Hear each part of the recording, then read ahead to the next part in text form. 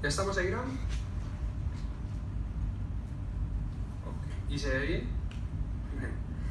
Bueno, queridos estudiantes, bienvenidos entonces a nuestra clase número 7 del T203. A los que están aquí, a los que nos acompañan online en esta clase. Bueno, estamos a 2 clases de terminar ya este T203. Hoy es la penúltima clase y la última clase será la otra semana. ¿Okay? Ya la otra semana, ya con esto dicho, les envío entonces el otro trabajo que nos queda pendiente. Yo sé que ya entregaríamos ya el otro trabajo que nos queda pendiente y estaríamos entonces ya graduándonos el 6 de abril para los que van a estar presentes. ¿Listo? Entonces estamos con eso. Bueno, vamos a continuar entonces estudiando el material, ¿cierto? Las lecciones 3 y 4 de la doctrina del Espíritu Santo. Hoy vamos a hablar acerca del ministerio a través de la unción. O sea, hay un ministerio, un servicio a Dios que el Espíritu Santo quiere hacer a través de cada uno de nosotros, y vamos a describir entonces pues unos momentos que lo hace, ¿no? Entonces, ¿cómo se empieza el Espíritu Santo a actuar? Vamos a abrir Lucas 4 del 18 al 19. Ustedes me van a ayudar por favor hoy con las lecturas bíblicas. Lucas 4. Sí, Lucas 4 del 18 al 19.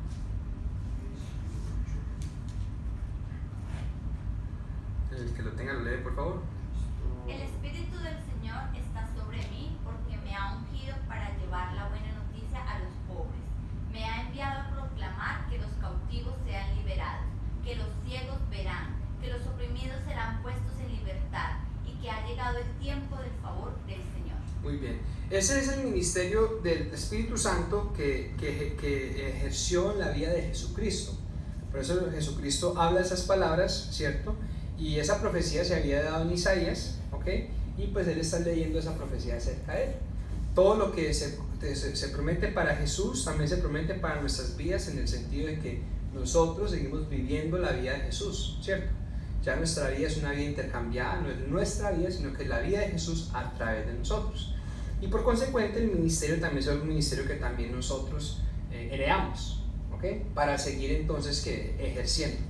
Entonces, esto es deber de todos los cristianos. ¿Okay? Esto no es un llamado solamente para los pastores o para los líderes o para los ancianos de una iglesia, no, es para cada una de las personas que van formando parte del cuerpo de Cristo. Que de pronto usted en este momento no se vea en esa posición, no sienta o de pronto no la esté ejerciendo, no significa que el Espíritu Santo no lo quiera llevar hacia eso, ¿sí o no? Porque nosotros somos agentes de cambio, somos personas usadas por el Señor con unción para hacer este ministerio. Vamos a hablar entonces de unos aspectos, ¿cierto? De lo que pasa en la oración, en el tema de la unción. Y aquí pues si ustedes leyeron, pues van siguiendo conmigo en el material. Y lo primero que encontramos es la oración de unción, ¿ok? Ahí están los versículos bíblicos, están en el manual. No sé si ustedes lo han leído, les recomiendo que los lean, ¿ok?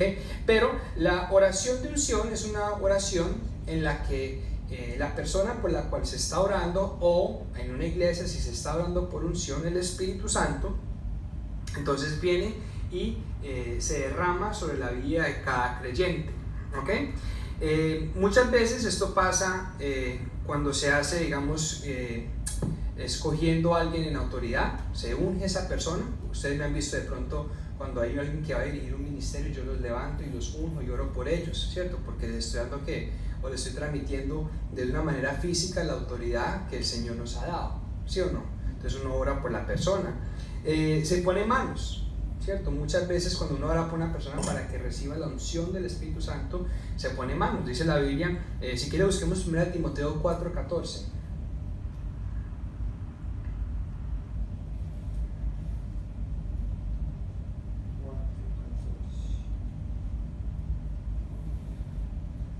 No descuides el don espiritual que recibiste mediante la profecía que se pronunció acerca de ti cuando los ancianos de la iglesia te impusieron las manos.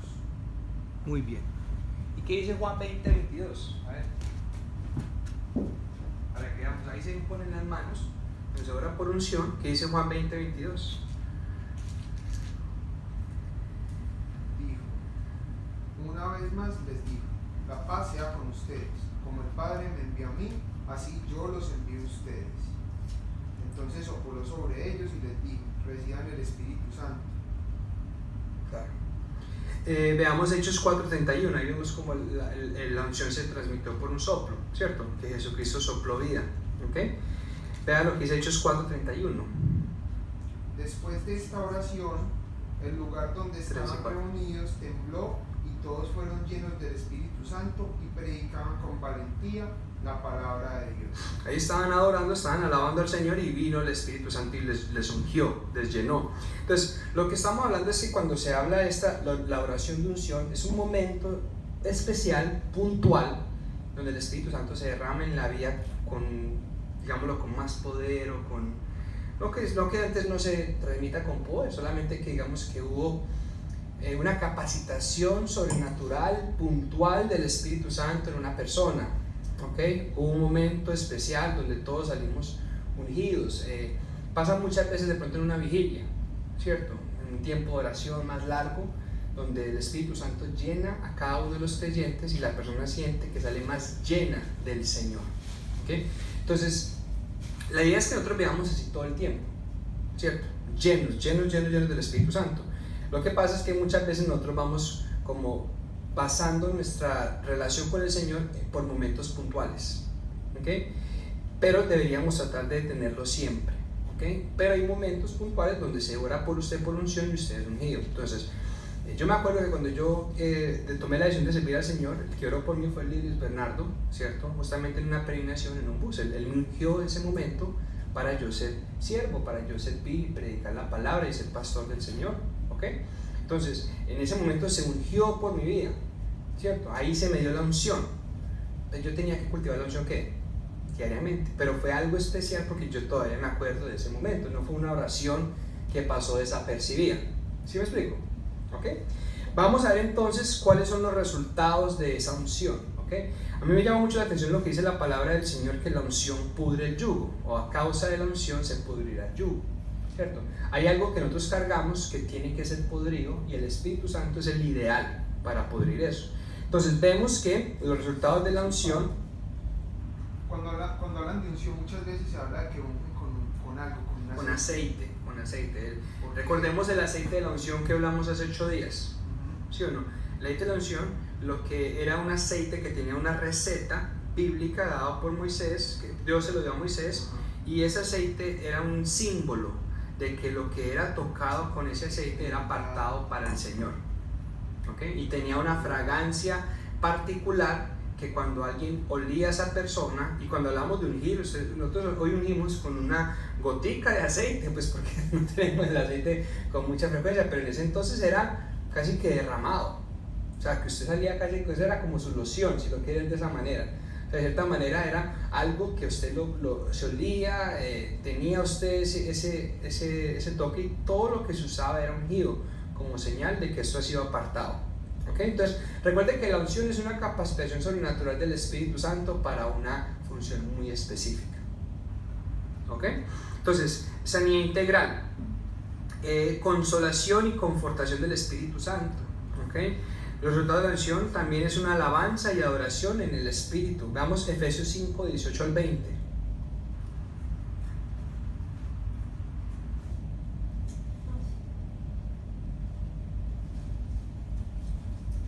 ¿Qué dice Efesios 5? No se emborrachen con vino, porque eso les arruinará la vida. En cambio, sean llenos del Espíritu Santo, cantando salmos e himnos y canciones espirituales entre ustedes, y haciendo música al Señor en el corazón. Muy bien.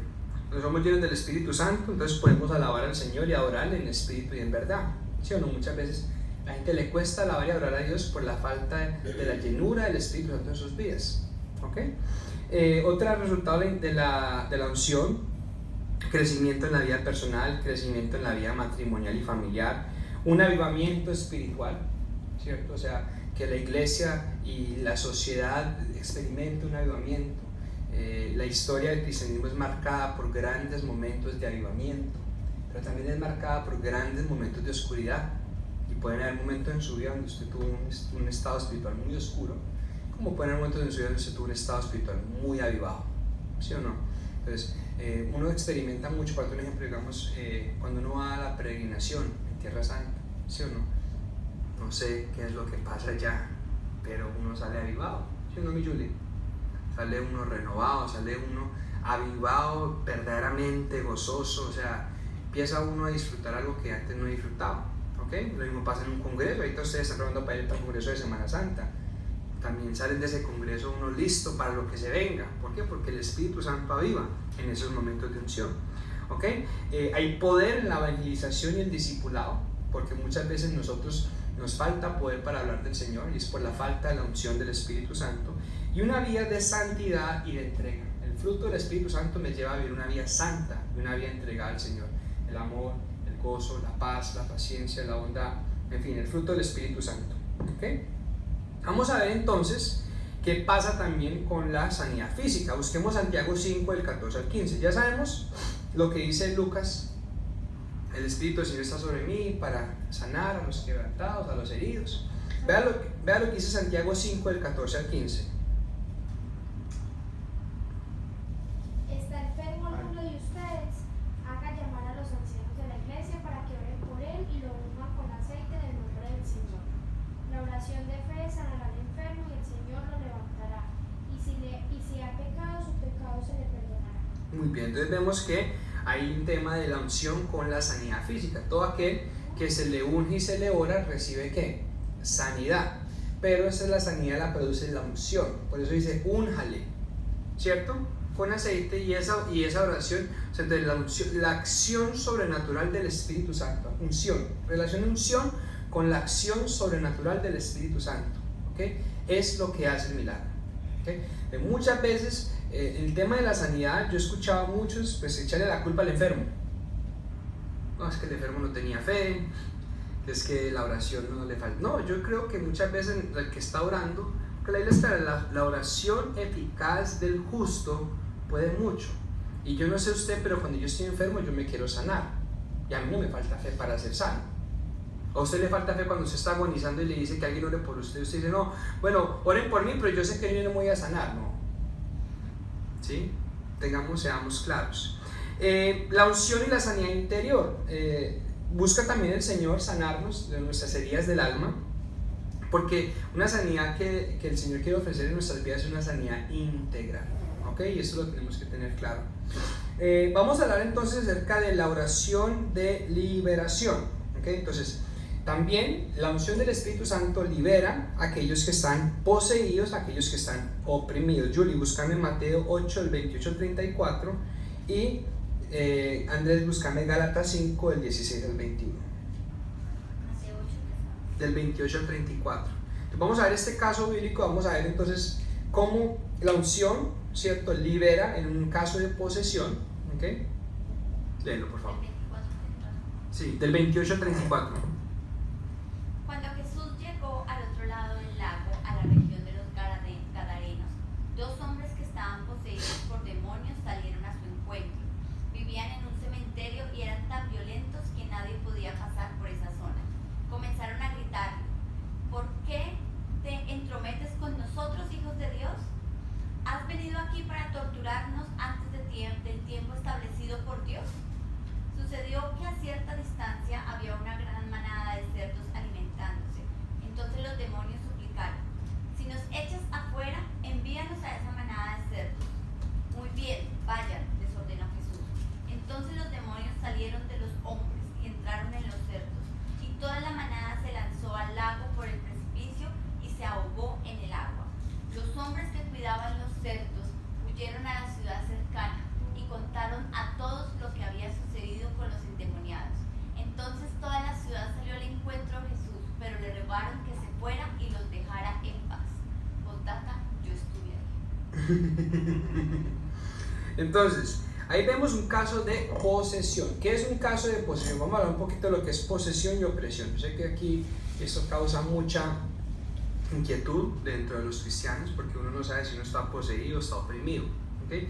Vamos a ver lo claro que es esto. La posesión, ¿cierto?, es una persona que no tiene al Señor, no tiene al Espíritu Santo en su vida, y por lo tanto hay un espíritu demoníaco que se ha tomado posesión de ese cuerpo, para la aclaración, ¿okay? Y esas personas no tienen la capacidad para tomar una decisión, ¿sí o no? ¿Por qué? Porque ¿quién es el que está tomando posesión ahí? El espíritu demoníaco. Entonces, ¿qué es lo que hace la unción del Espíritu Santo en ese caso? Cuando yo identifico una persona poseída, yo tengo la unción para liberar a esa persona. O sea, la acción sobrenatural del Espíritu Santo, el poder sobrenatural del Espíritu Santo en mi vida, para hacer una oración y decir: en el nombre de Jesús, yo te declaro libre, y el espíritu que te está poseyendo se va en el nombre de Jesús. En ese preciso momento sale, ¿ok? No hay que gritarle, no hay que pelear. Hay unos que resisten un poco más que otros, pero eso va saliendo, ¿sí o no? Entonces, ¿cuál es el tema ahí? Cuando esa persona está poseída, ¿sí o no? Y uno ora para que esa persona quede libre en el nombre de Jesús, ya la persona tiene un encuentro, ya tiene una oportunidad de tener un encuentro personal con Jesucristo. ¿Quién está hablando ahí? ¿Está hablando el endemoniado o están hablando los espíritus?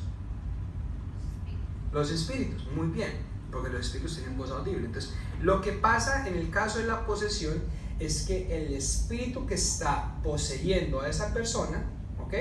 Ese espíritu necesita salir, ¿ok? Y no va a salir sino que sin que el Espíritu Santo, digamos, lo unja a uno para hacerlo, que el Espíritu no haga la acción. O sea, lo que estoy queriendo decir es que esa persona solo no se va a liberar, ¿ok? Entonces, hay personas que están poseídas y necesitan una oración de liberación. Y lo que hay que hacer es orar para que ese espíritu salga, deje de atormentar a esa persona, y luego esa persona pueda tomar una decisión consciente, ya en sano juicio, de seguir a Cristo. Que cuando usted ve los casos de los endemoniados, muchos de ellos siguieron a Cristo. ¿Por qué? Porque después de tener ese encuentro personal con el Señor y ver el poder de Dios en sus vidas, no les quedó otra y no seguir a Cristo. Ese es el caso de la posesión. Vamos a ver el caso de la opresión. Gálatas 5, del 16 al 21. Vivir por el poder del Espíritu. Por eso les digo, dejen que el Espíritu Santo los guíe en la vida. Entonces no se dejarán llevar por los impulsos de la naturaleza pecaminosa. La naturaleza pecaminosa desea hacer el mal, que es precisamente lo contrario de lo que quiere el Espíritu. Y el Espíritu nos da deseos que se oponen a lo que desea la naturaleza pecaminosa. Estas dos fuerzas luchan constantemente entre sí. Entonces ustedes no son libres para llevar a cabo sus buenas intenciones. Pero cuando el Espíritu los guía, ya no están obligados a cumplir la ley de Moisés. Cuando ustedes siguen los deseos de la naturaleza pecaminosa, los resultados son más que claros: inmoralidad sexual, impureza, pasiones sensuales, idolatría, hechicería, hostilidad, pelea, celos, arrebatos de furia, ambición egoísta, discordia y divisiones. Sigo, envidia. Ahí está bien, ahí dice, al final termina. Sí, envidia, borrachera, fiestas desenfrenadas, cualquier cosa que va contra Y cualquier cosa semejante a esta, dice la Biblia. Entonces, ¿qué vemos ahí? Vemos una persona que tiene el Espíritu Santo, pero que está oprimida, que está luchando contra los deseos de la carne, que son impulsados por el enemigo, pues, porque los deseos del Espíritu lo impulsa el Espíritu Santo, los deseos de la carne lo impulsa ¿qué? El diablo. Veamos la opresión como, haga cuenta que de un bombillo y le ponemos un protector a ese bombillo. O sea, el bombillo brilla, pero se nota que hay algo que no lo deja brillar con mucha visibilidad, ¿cierto? A veces es tanta la opresión que pareciera una posesión, ¿cierto? Y uno no sabe, ¿okay? Pero una persona que tiene el Espíritu Santo no puede ser poseído, puede ser dominado, puede ser gobernado por las fuerzas del mal. Cuando digo dominado es que lo tiene, mejor dicho, lo tiene mal, lo tiene apagado, lo tiene triste, lo tiene con rabia, lo tiene mal. Pero esa persona está experimentando un caso de opresión en el cual esa persona tiene que renunciar a eso, ¿okay? Y por eso Pablo en la carta de Gálatas hace una referencia clara en aquellos que están viviendo una vida de esas, a los que están viviendo una vida ¿en qué? En el Espíritu. Y después de ahí sale el famoso pasaje de Gálatas 5, 22, 23, cuando dice: más el fruto del Espíritu es ¿qué? El amor, el gozo. Entonces, cuando yo estoy identificando que yo tengo esos deseos de la carne y los estoy alimentando, tiene que pasar algo en mi vida, y es que yo tengo que orar y pedir al Espíritu Santo que me unja para que pudra todas esas cosas en mí, porque yo reconozco cuando a mí se me está yendo la luz, yo reconozco cuando yo estoy mal y que necesito que el Espíritu Santo me una, y para eso es la unción en el caso de la opresión, para que lo que me está oprimiendo no me siga oprimiendo y que en vez del fruto de la opresión aparezca el fruto del Espíritu Santo. ¿Ok? ¿Estamos? Sí. Estás muy preocupada, Isabel Cristina. Si es que hice una cosa mal. Bueno, pero si vas a seguir así, o si quieres sal y atiendes esa situación, o si no lo dejas así, porque si no me vas a desconcentrar toda la clase. ¿Quieres salir y atender? ¿Segura? No, bueno, listo. Entonces, vamos a ver cómo se mantiene el liberado. Usted recibe el Espíritu Santo, usted se le ora, usted ya está libre de posesión, libre de opresión. ¿Qué tiene que hacer? Practique la respiración espiritual. Diariamente confiese sus pecados. Recuerde que el confesar nuestros pecados es restaurar nuestra relación con el Señor. ¿Ok? Nuestra relación, no la condición, no la salvación, solamente la comunicación, la restauración, perdón. Segundo, permanece en comunión con Cristo. Si ustedes permanecen en mí y mis palabras en ustedes darán ¿qué? Mucho fruto. Anden llenos y controlados por el Espíritu Santo. Vivan llenos. Efesios 5:18 lo dice: no se emborrachen con vino, antes bien ser llenos del Espíritu Santo. Y mantengan una vida activa en el cuerpo. Porque muchas veces no tenemos una vida activa en el cuerpo, sino que es como una vida pasiva. Si vamos bien, si no vamos bien, ¿cierto? No, usted tiene que congregarse y tiene que vivir disfrutando del cuerpo. ¿Ok? Bueno, vamos a ver entonces un tema también acá acerca de las ataduras. Las ataduras son pecados, ¿ok? Estamos hablando un poco de esto porque es muy, muy importante pues que lo tengamos claro. Las ataduras son pecados que empiezan con un pensamiento. Entonces les voy a hablar del ciclo: pensamiento, emoción, acción, hábito y atadura. Atadura es un pecado que ya me controla, o sea que yo siento que yo no lo puedo soltar. Y yo he hablado con muchos cristianos que dicen que yo no puedo dejar de hacer eso, no lo puedo dejar de hacer, ¿sí o no? Ya cualquier pecado que usted quiera considerar una atadura en su vida, pues usted lo puede identificar, ¿sí o no? El Espíritu Santo tiene que venir entonces y derribar esa atadura en mi vida. ¿Ok?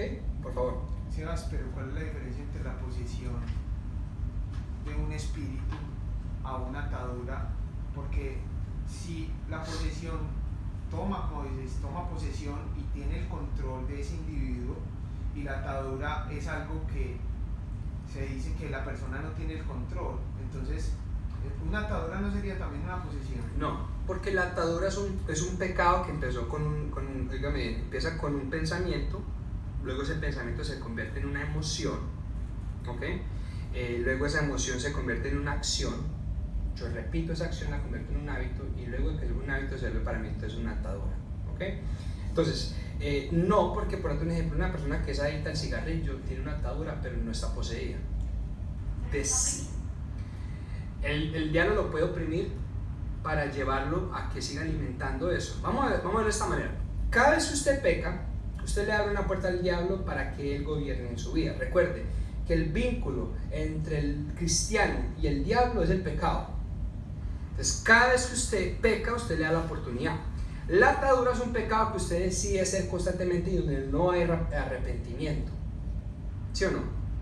La posesión: vos estás poseído por un demonio. Lo más probable es que no tenés a Cristo en tu corazón, no tenés al Espíritu Santo. Entonces se necesita que alguien venga a orar por ti. Por eso Jesucristo dice: el Señor está sobre mí, me ha llamado a traer ¿qué? Libertad a los cautivos. Y el demonio tiene muchos cautivos. ¿Okay? Incluso muchos de estos endemoniados dicen que estos hombres estaban en tumbas, ¿cierto? Estaban como en unas cuevas. Los endemoniados de Gadareno estaban como en unas cuevas, en unas tumbas, y ahí salieron. ¿Usted cree que estaban libres esas personas? No, no estaban. Entonces, la opresión que el enemigo entonces influye puede llevarme, ¿cierto?, a que la atadura coja más fuerza en mi vida, porque pues como la opresión viene del diablo, no viene del hombre, y la atadura es algo que yo en mi vida reconozco que tengo y soy consciente de eso, pero yo siento que yo no tengo la capacidad para dejarlo. ¿Okay? ¿Qué necesito yo ahí? La unción del Espíritu Santo para romper esa atadura en mi vida. ¿Okay? Y la atadura, como le digo, es un pecado recurrente. Véalo como es un pecado recurrente, donde usted le entregó al diablo el control de esa área. Pero el diablo solamente te puede gobernar en esa área, porque esa es la que tú le entregaste. Entonces que la presidente controla en todo. De todo, sí, la persona no tiene conciencia. Ahí, en este caso, el endemoniado de Gadarenos, ¿quién es el que hablaba? Los espíritus. O sea, los espíritus eran los que gobernaban sobre la vida de esa persona, ¿cierto? ¿Ok? Entonces, cuando nosotros vamos a ver el tema de la... Ahí vamos a leer otro versículo que nos va a ayudar a entender un poquitico más, ¿ok? Para este tema de la atadura. Vamos a mezclar la atadura también con lo que tiene que ver con las herencias de maldición, ¿ok? Y yo quiero que tratemos como de volver a ir a la palabra del Señor y a encontrar una respuesta bíblica y una verdad bíblica acerca de las ataduras, de las herencias de maldición, sobre aquello que yo estoy viviendo, que yo siento que es culpa de otro y que yo no soy libre porque otro me causó eso. Entonces, las herencias de maldición es una enseñanza que se da acerca de cómo los pecados de mis padres, de mis abuelos, de mis tatarabuelos me influyen a mí hoy, ¿okay? Recordemos unos versículos bíblicos que dice que ya no más el hijo, ¿cierto?, morirá por los pecados del padre, ni los padres morirán por los pecados del hijo, ¿cierto? Veamos versículos como Romanos 3:23, que dice: por cuanto todos pecaron y están destituidos de la gloria del Señor. O sea, ¿quién tiene responsabilidad por las acciones en su vida? Usted mismo. Cada uno tiene responsabilidad por los pecados que vive, ¿okay?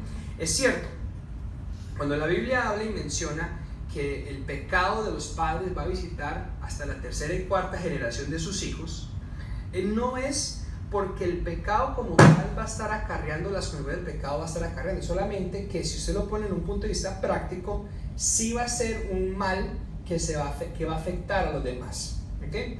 Entonces, les voy a dar un ejemplo, ¿okay? El padre, voy a hablar, digamos, de mi papá, ¿cierto? Mi papá de biológico. Él tuvo una situación donde él cayó preso, ¿cierto?, por temas de drogas. Cae preso cuando yo tengo apenas como 2 o 3 meses. Durante 13 años de mi vida él estuvo preso en una cárcel, ¿sí o no? Su pecado o su error, como usted lo quiera ver, afectó mi vida, ¿cierto? ¿Y cómo le afectó? Que yo no, me privé de una relación con un padre y él se privó de una relación con ¿qué? Con un hijo, ¿cierto? Eso también pudo, no sé lo que produjo, pero pudo haber producido en mí un objeto de burla, ¿cierto? Su papá era narcotraficante o su papá estaba involucrado en las drogas. Eso cómo lo puede uno también impactar, también lo puede impactar hasta negativamente. ¿Pudo haber puesto mi vida en riesgo? Claro, porque todos sabemos cómo es el mundo de las drogas, que no es un mundo de reglas, es un mundo muy sucio. Y vea que todos esos errores me pudieron a mí afectar, ¿ok? ¿Qué tal si yo soy, digamos, por un ejemplo, ahorita que tengo, y bueno, él tristemente, después de que sale de Colombia, de la cárcel, que lo regresan a Colombia, ¿sí o no? Bueno, como 9 años después, él termina muerto justamente por temas de narcotráfico. Entonces le hago una pregunta. Él nunca, digamos, logró salir de esa situación. Yo no lo juzgo, yo la verdad tengo mi corazón limpio ante el Señor con él, ¿cierto? Yo entiendo que fue su situación, fue su dificultad. Mi trabajo es honrarlo y lo he honrado, pero tengo que contar las verdades como son las cosas. Yo me pregunto, el hecho que él haya estado en eso, ¿cómo sigue esa herencia de maldición afectando mi vida hoy? De pronto mis hijos no tienen un abuelo. Él se puede morir de muchas cosas, pero tristemente se murió por causa de eso. Y eso produjo hoy en día ¿qué? Eso. Ahora, ¿es decir que porque él era narcotraficante, yo también voy a ser narcotraficante o voy a estar involucrado en las drogas? No, pero yo puedo haber sido influenciado por eso, pero no lo soy, ¿cierto? Que mis hijos, los nietos de él también pueden ser influenciados, sí, pero no lo son, ¿ok? Entonces, tengamos eso claro, porque yo entiendo cuando dice el Dios que el pecado los va a visitar. ¿Por qué? Porque es que hay unos efectos, hay unas acciones en mi vida que causan efectos generacionales, ¿cierto? Así como yo puedo ser de bendición y por otro ejemplo usted puede estar hoy en una situación mucho más, no sé, de una prosperidad mejor o lo que sea, porque su abuelo era un hombre que construyó una empresa, tenía mucha plata y dejó la herencia para los nietos y para los bisnietos, por otro ejemplo, ¿sí o no? Y usted dice, ni siquiera mi papá, fue mi abuelo el que dejó, mi abuela fue la que dejó eso. Entonces usted puede decir, bueno, ella tuvo un impacto, ¿qué? Positivo sobre mi vida, pero el impacto negativo, la maldad, es cuando la Biblia se refiere a eso. ¿Por qué estoy hablando de este caso? ¿Por qué quiero leer esto? Porque yo sé que es cierto que muchas veces en mi vida pareciera que los pecados de mi padre, los pecados de mi abuelo, los pecados de mi familia, yo los tengo que vivir también. Y que yo prácticamente no estoy exento a vivirlos y que se necesita como una oración especial para limpiarme de esos pecados del pasado. ¿Vamos a ver hasta ahí?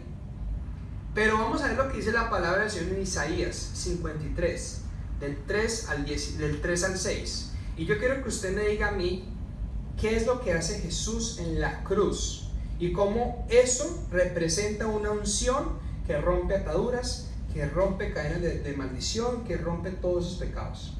Isaías 53, del 3 al 6. Fue despreciado y rechazado, hombre de dolores, conocedor del dolor más profundo. Nosotros le dimos la espalda y desviamos la mirada. Fue despreciado y no nos importó.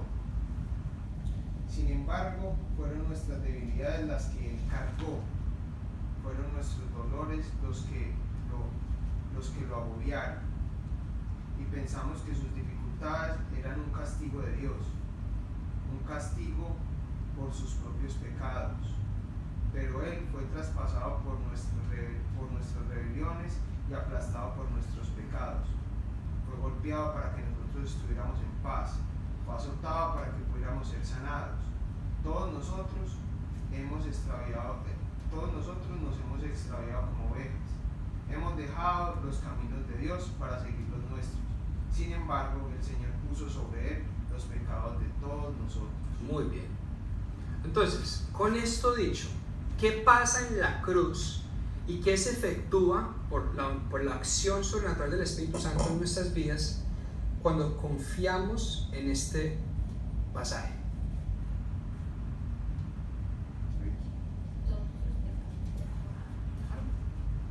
Entonces, ¿cuál es la necesidad de que se siga orando por más cosas que ya? ¿Por qué? ¿Por qué uno siente, ya hablemos aquí, o por qué la gente siente que se tienen que hacer como oraciones especiales, ¿cierto? O sea, yo hoy en día he estado entendiendo un poco más que lo que la gente no necesita es una oración especial, sino que necesita arrepentirse.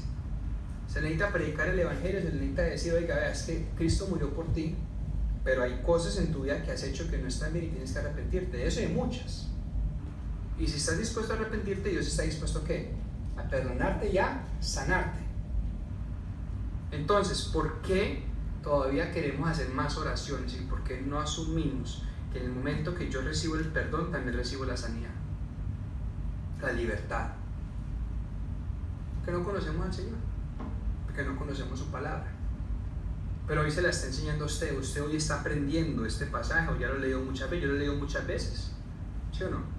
Pero ¿qué está dispuesto a hacer en este momento cuando usted mira y todavía piensa que en su vida hay áreas en las cuales usted todavía no ha logrado superar, no ha logrado vencer, todavía hay pecados del pasado que usted cree que todavía lo atormentan hasta el sol de hoy? No se ha entregado eso y la unción del Espíritu Santo no lo ha dejado que sea real en mi vida. ¿Okay? Porque el Espíritu Santo lo que hace, vea lo que dice en 1 Juan 2:27.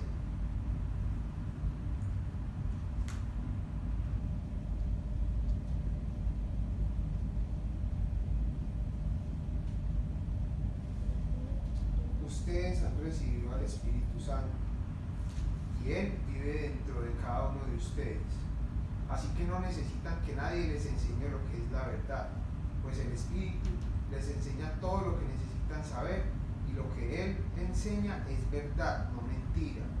Así que tal como Él les ha enseñado, permanezcan en comunión con Cristo. ¿Hay algo dice la unción? La unción mismo les enseña todas las cosas. En esta... Sí, la Reina Valera creo que habla que la unción Esa misma. unción es auténtica, no es falsa, y les enseña todas las cosas, pero que permanezcan en Él tal y como Él los Esa unción es auténtica y no es falsa. O sea, lo que el Espíritu Santo hace, y es donde yo les decía a ustedes que tenemos que conocer al Espíritu Santo. El Espíritu Santo lo que hace es que te pone a que esas palabras que son tan reales en la palabra del Señor sean reales en ti. ¿Sí? O sea, yo cuando entendí que mi enfermedad y mis dolores y mis iniquidades y todo lo que era malo sobre mi vida, el Señor lo llevó en un madero, yo ya dejé de orar por esas cosas. Cuando yo estoy enfermo, le pido a mi esposa que ore por mí, porque bíblicamente lo dice: cuando alguien está enfermo, ¿qué? Que llamen. Pero yo sé que si nos levantaron una oración y efectuamos Isaías 53. Cuando pienso en el pasado, y muchas veces yo me atormentaba por las maldades y los pecados de mis antepasados, yo digo: es que eso a mí ya no me afecta, porque Cristo ciertamente lo llevó en un madero. Y la unción del Santo es la que me permite a mí vivir seguro de esa verdad. O sea, la unción del Espíritu Santo lo que está haciendo es que está, ¿qué? Aclarando, liberando. Vea, hay unas funciones del Espíritu Santo: protege mi vida de mentira, de engaño, del pecado, de lo que sea. Me lubrica, o sea, permite que yo funcione con mucha facilidad. No me pone como a trabajar como a motriz. Soy libre, puedo amar con libertad, puedo predicar con libertad, puedo enseñar con libertad. No estoy asustado: ¿será que sí? ¿Será que no? Porque tengo la unción del Santo. Y me da brillo, me deja a mí evidenciar la luz de Cristo. ¿Ok? Eso es la unción de mi vida. Y si yo todavía estoy pensando en el pecado de atrás, no, yo tengo que ir una vida arrepentido. Yo sé que yo le embarro y le pido perdón al Señor, me arrepiento de mi pecado y vivo arrepentido todos los días, porque todos los días, ¿qué? Peco, y todos los días necesito del Señor. Pero ciertamente, ¿sí? La unción del Santo me permite vivir las palabras de Dios reales en mi vida. ¿Okay? Y lo que usted tiene que entender es que en el momento que usted piensa que necesita una oración especial, usted tiene que irse a la palabra del Señor. Dice: qué pena, pero Dios entregó a su Hijo para que muriera por mí, y esto se hace real en mi vida hoy. ¿Ok? Hay que orar por todos, y hay que orar por toda la necesidad, pero siempre basado y con la convicción de lo que está en la palabra del Señor. Si no, ¿a qué estamos orando? Vea, lo que usted no conoce que tiene, el Espíritu Santo lo va a sacar a la luz. Por eso el rey David decía al Espíritu Santo: examíname, oh Dios, pruébame y conoce mis pensamientos, mira si en mí hay camino de perversidad y guíame por el camino eterno. Yo les he dicho que yo todos los días oro con esa oración. Salmo 139, 23 al 24. Señor, examíname, pruébame, conoce mis pensamientos, mira si en mí hay camino de perversidad y guíame por el camino eterno. Si hay algo que sale, el Espíritu te lo va a decir, pero claro, o sea, uno empieza a darse, esa pregunta que tú dices es muy buena, porque uno empieza ya a darse cuenta: bueno, si yo tengo algo, tengo que orar para que eso quede libre en mi vida. Yo no quiero seguir atado a esas cosas. ¿Okay? Pero si el Espíritu te está inquietando a investigar incluso con Él, ¿qué es lo que tienes? Él te lo va a mostrar. Porque dice la Biblia que en tu luz veré la luz, que la luz del Espíritu Santo alumbra toda maldad. Entonces siempre ve al Espíritu Santo como un foco en su interior, alumbrando todo y mostrando todo. La diferencia de orar con el Espíritu Santo y hacer una ¿cómo es que se dice? Hay una palabra psicológica que del tema de los psicólogos, ellos como una introspección. Introspección es mirar hacia adentro, ¿sí o no? Pero la introspección primero que no es de Dios, y segundo que yo le tengo mucho respeto a una persona que quiere hacer introspección, porque eso le puede causar más miedo de lo que ya tiene. A veces la gente no quiere parar y detenerse a ver lo que tiene en su interior, les asusta lo que tiene en su interior. El Espíritu Santo evidencia y muestra lo que hay en mi interior sin que yo me sienta culpable, solamente que yo me sienta arrepentido. Y es la diferencia entre usted pedir al Espíritu Santo que le muestre lo que hay en su corazón, a usted ponerse a mirar lo que hay en el interior y darse cuenta: ¿y yo cómo hago para vencer esto? ¿Ok? ¿Sí? Listo. La unción nos libera del adulterio espiritual. La unción quita la dureza del corazón. Ezequiel 36 dice: y quitaré el corazón de piedra y les daré un corazón de carne, y esparciré mi agua y les limpiaré, y pondré mi espíritu entre ustedes y haré que guarden mis estatutos y que anden conforme a mis mandatos. ¿Ok? La unción genera bendición social, y la unción nos lleva a vivir a la altura de un hijo del rey. Ahí hay un estudio en el material, ¿cierto?, de 5 puntos de vivir a la altura del hijo del rey. ¿Sí o no? Eso va a estar en la tarea que yo les voy a hacer, ¿okay? Para que ustedes por favor tengan atención a eso. Son las 7:58. Antes de entrar a Proverbios, porque ya con eso terminamos la doctrina de la unción del Espíritu Santo, ¿qué preguntas tiene usted? ¿Qué no le queda claro? ¿Qué le gustaría preguntar hoy que estudiemos más? El versículo de Ezequiel, por favor. 36 del 24 al 29. 24, 39, 24, Al 29. Sí. listo. ¿Tiene alguna pregunta acerca de la unción?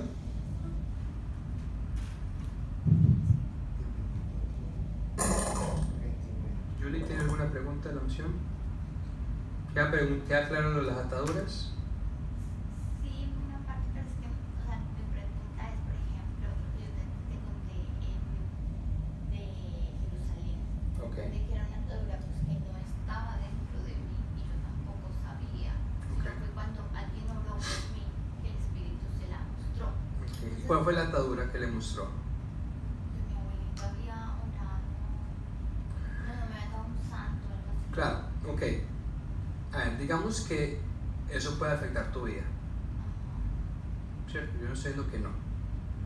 Pero, ¿qué hace el Señor Jesucristo cuando llega a tu vida? Me libera todo. Segunda de Corintios 5:17, ¿qué dice? De modo que si alguno está en Cristo, nueva criatura es. Las cosas viejas pasaron y aquí todas son hechas ¿qué? Nuevas. ¿Ok? Entonces, ¿qué pasa si tú recibes a Jesucristo, estás segura de tu nueva vida en Cristo, ¿ok? Y te sale con una de esas? Bueno, está bien, usted creyó, pero hoy en día usted está haciendo la palabra del Señor. ¿Qué entiende usted ahora? No, el poder yo entiendo que esto soy liberada, Ok. pero pues, o sea, yo estoy hablando de hace 6 meses. Está bien, pero estamos aprendiendo todos, ¿sí o no? ¿Qué entiendes tú ahora por lo que estás leyendo en la palabra del Señor? ¿Qué es lo que hace? O sea, veamos, tratemos de meterle como una ilustración a lo que Jesucristo llega a hacer en tu vida, ¿ok? Entonces Jesús viene con la promesa de darte una nueva vida, ¿cierto? Yo he venido para que tengan vida, para que la tengan en abundancia. Entonces llega y dice, Julie, ¿tú quieres la vida que yo tengo para ti? Tú le dices a él, sí Señor, yo me arrepiento de mis pecados, me arrepiento de mi maldad, te agradezco por la obra que hiciste en la cruz, te confieso en mi vida como mi Señor y mi Salvador, creo en ti, ¿cierto? Y tú decides vivir una vida ¿qué? Arrepentida y con fe. Llega el Señor y todo lo que Él te promete te lo da, ¿cierto? Vean, leamos Ezequiel, ¿lo tenés ahí, Ezequiel 36? Sí. Ok, leamos esto aquí rapidito y vamos a escuchar. Del 24. Del 24 al 29, sí. Los sacaré de entre las naciones, los reuniré de entre todos los pueblos y los haré regresar a su propia tierra. Los rociaré con agua pura y quedarán purificados. Los limpiaré de todas sus impurezas e idolatrías. Ok, impurezas, idolatrías, el Señor lo está limpiando, ¿sí o no? Está hablando, ese versículo es una profecía acerca del nuevo nacimiento. Y es lo que pasa en cada creyente que decide depositar su fe en Cristo y se arrepiente absolutamente, ¿cierto? Y le dice, Señor, creo en ti. ¿Ok? Siga leyendo. Les daré un nuevo corazón y les infundiré un espíritu nuevo. Les quitaré ese corazón de piedra que ahora tienen y les pondré un corazón de carne. Infundiré mi espíritu en ustedes y haré que sigan mis preceptos y obedezcan mis leyes. Vivirán en la tierra que les di a sus antepasados y ustedes serán mi pueblo y yo seré su Dios. Muy bien. ¿Qué está diciendo? O sea, ¿qué está diciendo Dios que va a hacer en tu vida? ¿Dónde ves que Dios te está diciendo, pero si tienes esto, pero si tienes lo otro, ahí no puedo hacer nada hasta que te den cuenta y que te digan?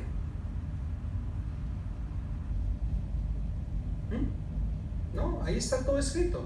Te limpiaré de todas tus impurezas, te limpiaré de ¿qué? De toda inmundicia, esparciré agua, te limpiaré aquí. Que fue lo mismo que Jesús le dice a Nicodemo. Es que vea que tu preocupación no es una preocupación nueva, es una preocupación que muchos han tenido, incluso personas que...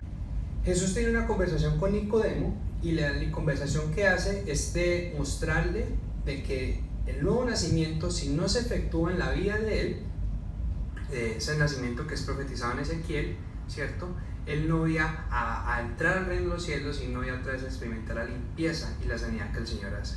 Entonces, lo que estamos entendiendo es que la unción del Espíritu Santo lo que hace es que me permite a mí vivir las verdades del Señor, porque vea que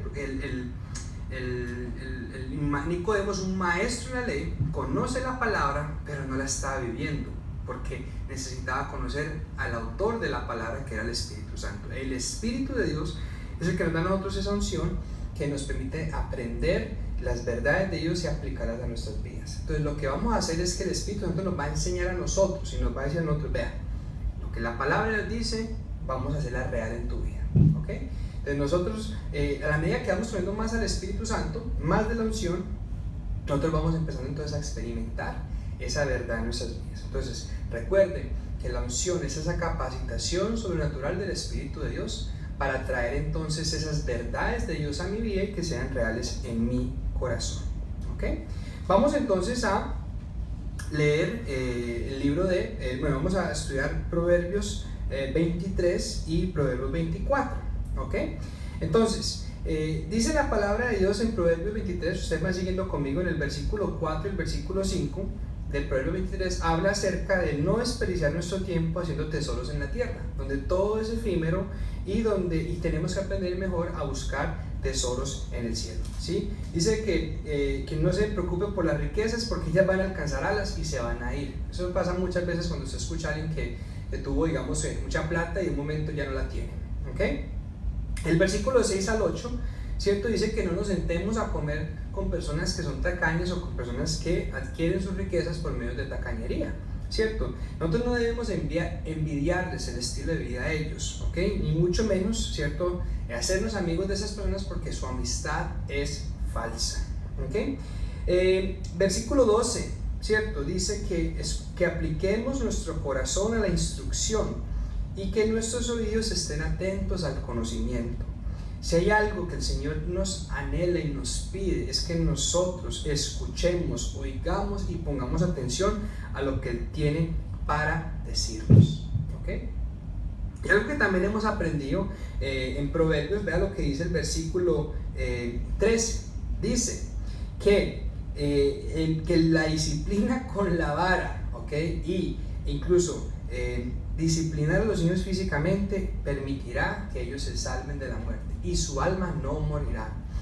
Nosotros tenemos que aprender, nuestros padres tenemos que aprender a formar a nuestros hijos, enseñarles a ellos, disciplinarles, ¿okay? Pero en ningún momento causarles vergüenza. Yo he aprendido con mi hija, más que todo, que es la que estoy aprendiendo a formarla y a disciplinarla, de que si yo tengo que corregirle a ella, pues yo lo hago, pero yo no lo hago en público. Yo no necesito avergonzar a mi hija pues con lo que yo le estoy enseñando, pero ciertamente yo sé que yo le hago un bien a ella en formarla, y eso es lo que los padres tenemos que tomar esa responsabilidad muy seriamente, ¿okay? El versículo 30, el versículo 29 al 30, ¿cierto? Habla acerca de los que se pierden en el alcohol. Y nosotros, familia, tenemos que aprender a no perdernos en el alcohol, sino a perdernos en la presencia del Señor, ¿sí? Y es ahí cuando nosotros empezamos a ver cómo el Señor hace la distinción, como dice en Efesios 5:8, no se embriaguen con vino en el cual hay disolución, antes bien sean llenos del Espíritu Santo, ¿ok? Y vamos a estudiar entonces el Proverbio 24, el versículo 3 al 4, ¿cierto? Dice, la casa se construye con sabiduría, ¿ok? Y por medio del entendimiento es establecida, ¿ok? Con el conocimiento los cuartos son llenos con hermosos y raros tesoros, ¿ok? Muchas veces nosotros no sabemos con qué estamos llenando nuestra casa. Yo le pregunto a usted, ¿y usted con qué está llenando su casa? ¿Sí? Ahora, si la casa es su vida, ¿con qué la está llenando? ¿Con qué está llenando usted su vida? ¿Okay? Dice el versículo 6 que la victoria está en la multitud de consejos. Pedir consejos no es de débil, al contrario, es de sabios que buscan la victoria. Yo me pregunto ¿usted qué está anhelando cuando se va a enfrentar a una batalla? ¿La victoria o la derrota? No crea que por pedir consejos usted está siendo débil, al contrario, usted está siendo victorioso, ¿okay? Versículo 8 dice que aquel que macabra o que piensa en un plan, ¿cierto? En un plan malo, ¿cierto? Es conocido, ¿cierto? Como una persona que maquina el mal. Yo le hago una pregunta a usted: si usted ya pensó algo, ¿usted va a pecar? ¿Cierto? O sea, ya pensó, si ya pecamos, porque pensamos en el pensamiento y ya pecamos, pero la pregunta es, si usted ya lo pensó y ya pecó con el pensamiento, entonces, ¿hacemos la acción? No.